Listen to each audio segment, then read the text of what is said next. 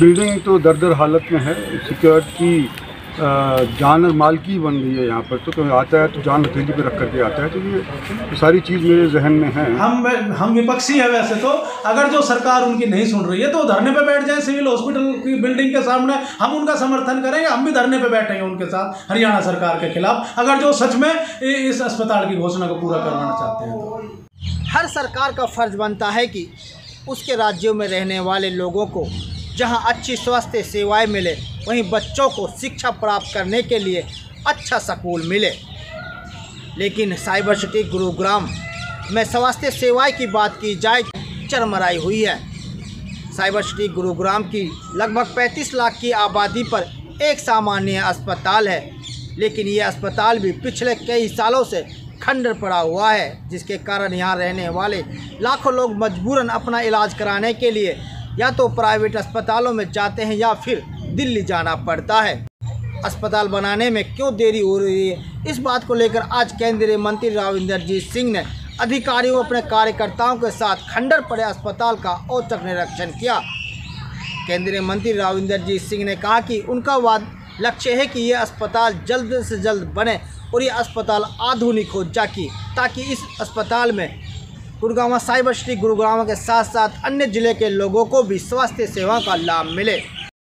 राव इंद्रजीत सिंह ने अपनी ही सरकार को कटघरे में खड़ा करते हुए कहा कि कोरोना काल में साइबर सिटी गुरुग्राम में रहने वाले लोगों को सही मायने में जो स्वास्थ्य सेवाएं मिलनी चाहिए थी वही नहीं मिली, जिसके कारण लोग अपने को बचाने के लिए या तो दिल्ली गए या फिर प्राइवेट अस्पतालों का सहारा लेना पड़ा, जिसमें भी उन्हें 20 से 30 लाख रुपए का खर्च आया।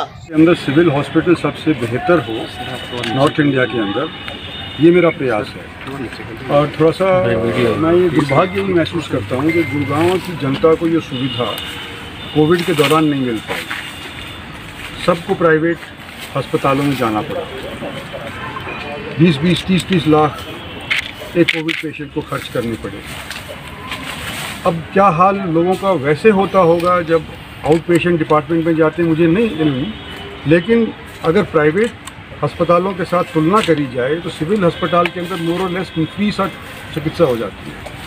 और इस फ्री चिकित्सा से जो गुड़गांव की मैं समझता हूँ अधिकार है मिलना चाहिए यहाँ के सिटीजन्स को, वो पिछले 5-6 साल से हम उपलब्ध नहीं करवा पाए हैं, क्योंकि ये हॉस्पिटल तो बंद हो गया और इसकी जगह नया हॉस्पिटल जो बनना था वो अभी तक कागज़ों के अंदर ही है। तो ये क्यों लेट हो रही है इसका पता तो मैं नहीं कर पाया, और क्यों नहीं इसका अमल में आया या क्यों नहीं इसकी घोषणा हुई है मैं नहीं समझ पाया।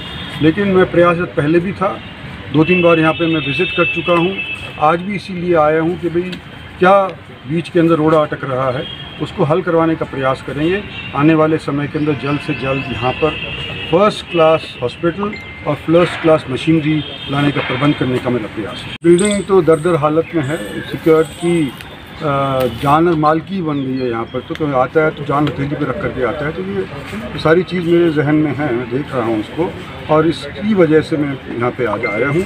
और कोशिश मेरी यही है कि जल्द से जल्द इसके ऊपर कोई हल हो। सर, मुख्यमंत्री आज केंद्रीय मंत्री राव इंद्रजीत सिंह के औचक निरीक्षण को लेकर कांग्रेसी नेता भी सक्रिय हो गए हैं। कांग्रेस नेताओं ने राव इंद्रजीत सिंह के इस दौरे पर कटाक्ष करते हुए कहा कि पिछले 8 सालों में भाजपा सरकार गुड़गांव वासियों को एक अस्पताल तक नहीं बना सकी है, जबकि भाजपा ने अपने नेताओं व कार्यकर्ताओं को बना लिया है। वहीं PW रेस्ट हाउस बनाया है, लेकिन यहां पर रहने वाले लाखों लोगों के स्वास्थ्य के लिए कोई अस्पताल नहीं बनाया है। जो अस्पताल पहले थोड़ा घना चल रहा था उसको भी खंडर कर दिया गया है।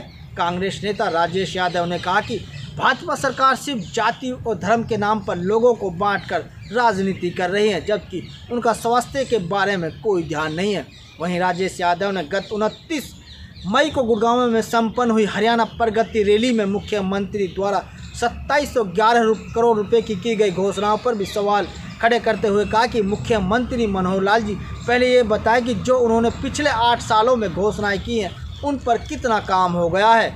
उन्होंने कहा कि ये पहली सरकार है जो घोषणाएं तो कर देती है लेकिन उन पर अमल नहीं किया जाता, इसलिए प्रदेश की जनता इस बार इस भाजपा सरकार को हटाने का संकल्प ले चुकी है।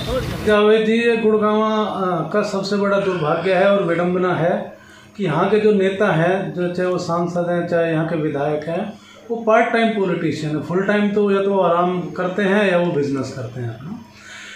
कोरोना काल में गुरुग्राम की जनता ने जिस दंश को झेला है, जिस प्रकार लोग तड़पे हैं, जिनको ऑक्सीजन के लिए, दवाई के लिए, हॉस्पिटल में एडमिट होने के लिए पूरे शहर ने देखा, पूरे देश ने देखा, इन हुक्मरानों ने नहीं देखा शायद।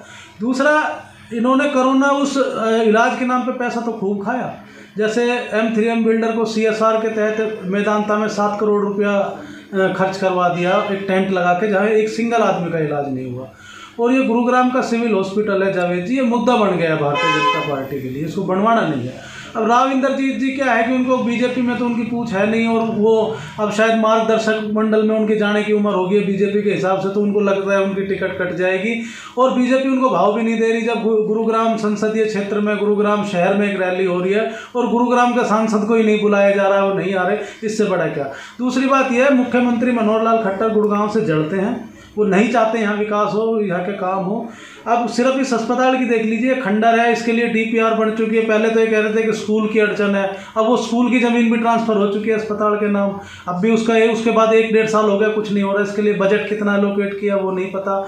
खेड़ की माजरा में जो मेडिकल कॉलेज बनना, वहाँ भी जाए राव इंद्रजीत सिंह जी, जो 950 करोड़ रुपए के ठेका छोड़ने की बात कह रहे हैं, वो देखें। चलो अच्छा, राव इंद्रजीत जी धूप में चल के आए, थोड़ी मेहनत होगी, वो गुरुग्राम का सिविल हॉस्पिटल देखा। अब जनता को ये बताएं कि मनोहर लाल खट्टर जी से उनकी बनती है या नहीं बनती है। और दूसरा, गुरुग्राम के वो सांसद है, नीति आयोग के वो मंत्री है, केंद्रीय मंत्री है, रसूख है उनका, क्या वो एक अस्पताल की बिल्डिंग नहीं बनवा सकते? रेस्ट हाउस की बिल्डिंग जब 1.5 साल में बन के तैयार हो जाती है तो अस्पताल की बिल्डिंग क्यों नहीं बन सकती? तो जावेद जी, भारतीय जनता पार्टी की सरकार, मुख्यमंत्री मनोहर लाल खट्टर जी, राव इंद्रजीत जी यहाँ पे काम नहीं करना चाहते और नहीं चाहते कि यहाँ के लोगों को सुविधाएं मिले। इसीलिए वो सिर्फ राजनीति गर्म करने के लिए, मुद्दा बनाने के लिए यहाँ पे कभी घोषणा करते हैं, कभी दौरे करते हैं, कभी एक दूसरे के ऊपर छीटाकशी करते हैं। लेकिन अस्पताल कैसे बने उसके लिए कोई राव इंद्रजीत सिंह जी और मनोहर लाल खट्टर जी विपक्ष में थोड़े ही आज की उनके हाथ में नहीं, उनके हाथ में सारी चीज़। वो चाहे तो कल इसका काम शुरू करवा सकते हैं, लेकिन वो नहीं करवा रहे हैं। चलो आज आया तो उनसे पूछा जाना चाहिए कि आपने 2 साल कोरोना के निकल गए तो गुरुग्राम के लोगों की सुध नहीं ली, चलो आज सुध ली है, तो अब आज आप जाते जाते ये तो बताते जाइए कि इस अस्पताल का, सिविल हॉस्पिटल का काम कब से शुरू करवाएंगे। इसमें एक बात और बता देना चाहता हूं मैं जावेद जी, स्कूल और अस्पताल एक ऐसी चीज़ है, अगर जो किसी कारणवश शिफ्ट करना पड़े या दूसरी जगह बनाना पड़े या तोड़ना पड़े तो उसके लिए पहले अल्टरनेटिव अस्पताल या स्थायी स्कूल खोला जाएगा, उसके बाद वहाँ पे निर्माण शुरू किया जाएगा। तो इन्होंने बताइए इस अस्पताल की जगह कौन सा स्थायी अस्पताल खोल दिया? जो खेड़ की माजरा में मेडिकल कॉलेज है वहाँ स्थायी अस्पताल शुरू कर दो, तब तक ये नहीं हो रहा जब तक। लेकिन ये कुछ नहीं करने वाले लोग हैं, ये सिर्फ राजनीति खेलने वाले लोग हैं, राजनीति करने वाले लोग हैं। जनता के सरोकार से इनका कोई लेना देना नहीं। बिल्कुल पता था, मंत्री जी 5वीं बार यहाँ से प्रतिनिधित्व कर रहे हैं तो उनको सारा पता है। बड़े बड़े समझदार आदमी है, वो बुद्धिमान आदमी है, उनको गुरुग्राम की सारी समस्याओं का पता है। लेकिन क्या है कि भाई सिर्फ बोल देने से अगर जो वोट मिल रहे हैं तो फिर काम क्यों करें? उनकी ये मानसिकता है। अगर जो सिर्फ अब देखिए वो मुख्यमंत्री जी के खिलाफ 2 शब्द बोलेंगे, उनके 100, 200, 500 समर्थक है, वो लगा देंगे नारे हरियाणा के बबरी शेर जिंदाबाद, और जनता उनको वोट दे देती है। अब बात ये है कि कोरोना काल में किस प्रकार से लोग तड़पे हैं सबको पता है। तो उसके बाद इन्होंने 2 साल हो गए, अब कोरोना के को तो अब कह रहे हैं जून में फिर एक वेव आएगी, तो बताइए इन्होंने क्या सुधार किया? तो राव इंद्रजीत सिंह जी से मेरा आपके माध्यम से निवेदन है, राव साहब, आप गुरुग्राम के लोगों ने आपको झोलियां भर भर के वोट दिया, आपको मान सम्मान इज्जत दी है, तो आप कम से कम गुरुग्राम का कहते हैं कि नहीं, जहाँ का नमक खाया पानी पिया उसका नमक का कर्ज, पानी का कर्ज अदा करना चाहिए। तो अब आप अपने राजनीतिक जीवन के अंतिम पड़ाव पे है, तो कम से कम जाते जाते तो इस गुरुग्राम का जो आपने नमक खाया पानी पिया उसका कर्ज उतारते जाइए। और ये कोई बड़ी बात नहीं है, अस्पताल बनना ये हक है हमारा, इसके लिए कोई विदेश से पैसा नहीं आ रहा है, पैसा है हरियाणा सरकार के पास प्रचुर मात्रा में, तो अस्पताल बनाना चाहिए। इसके साथ देखिए 67 सेक्टर में एक अस्पताल की घोषणा इस मुख्यमंत्री ने 2015 में करी थी, आज उसका क्या हुआ? खेड़ की माजरा में मेडिकल कॉलेज 50 एकड़ की घोषणा 2018 में करी थी, आज 4 साल हो गए, उसका ठेका भी छोड़ दिया, उसका क्या हुआ? एक बादशाहपुर में डिस्पेंसरी की उन्होंने बात करी थी, उस डिस्पेंसरी का क्या हुआ? तो मुख्यमंत्री जी की घोषणाएं। और जावेद जी देखिए, अब आप आए हैं तो मैं आपको आज ही अभी एक मैं दस्तावेज भी दे देता हूं। हमने आज ही RTI दायर करी है DC ऑफिस में कि भाई मुख्यमंत्री जी ने 2014 से लेके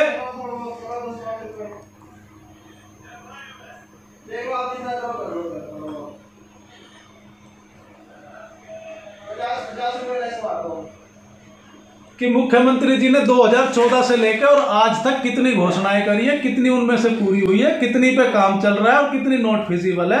मैं आपको दावे के साथ कह सकता हूं पिछले 8 साल में मुख्यमंत्री मनोहर लाल खट्टर जी ने जो घोषणाएं करी हैं उनमें से 85% घोषणाएं पूरी नहीं हुई है। मुख्यमंत्री है और इसी प्रकार जो इन्होंने कल 2711 करोड़ रुपए का दावा किया, इसकी भी हमने पूछा है कि भाई आपने घोषणा तो कर दी, इस वैसे तो ये होता है नैतिकता के आधार पर जावेद जी, जब मुख्यमंत्री कोई घोषणा करे तो उसका पहले बजट एलोकेट कर देते हैं तब घोषणा करते हैं। ये पहले मुख्यमंत्री है जो घोषणाएं कर देते हैं, उसका योजना का पता नहीं होता कहाँ है। तो राव इंद्रजीत सिंह जी इस क्षेत्र के नुमाइंदे हैं, 5वीं बार सांसद चुने गए हैं, गुरुग्राम के लोगों ने उनको पूरा मान सम्मान दिया है। तो उनको कम से कम नैतिकता के आधार पर, जब उनको ये पता है कि भाई गुरुग्राम के लोग स्वास्थ्य सुविधाओं के लिए तड़प रहे हैं, तरस रहे हैं, तो इस दिशा में काम करवाना चाहिए। और अगर जो वो हम विपक्षी है वैसे तो, अगर जो सरकार उनकी नहीं सुन रही है तो धरने पे बैठ जाए सिविल हॉस्पिटल की बिल्डिंग के सामने, हम उनका समर्थन करेंगे, हम भी धरने पे बैठेंगे उनके साथ हरियाणा सरकार के खिलाफ, अगर जो सच में इस अस्पताल की घोषणा को पूरा करवाना चाहते हैं तो। जरा तस्वीरों में देखिए, जो ये मेरे पीछे ये सामान्य अस्पताल है। कुछ वर्षों पहले तक यहाँ लोगों का इलाज होता था, लेकिन इस अस्पताल को नया बनाने के लिए भाजपा सरकार ने इसको खंडर घोषित कर दिया है। लेकिन कई साल बीत जाने के बाद भी ना ये अस्पताल को तोड़ा गया है, ना यहाँ अभी नई बिल्डिंग पर काम शुरू हुआ है, जिसके कारण गुड़गांव में रहने वाले लाखों लोग सरकारी स्वास्थ्य सेवाओं का लाभ उठाने से वंचित रह रहे हैं। आपको न्यूज़ हमारी कैसे लगी, वीडियो को शेयर करें, चैनल को सब्सक्राइब करें और कमेंट्स बॉक्स में जाकर अपने विचार जरूर रखें।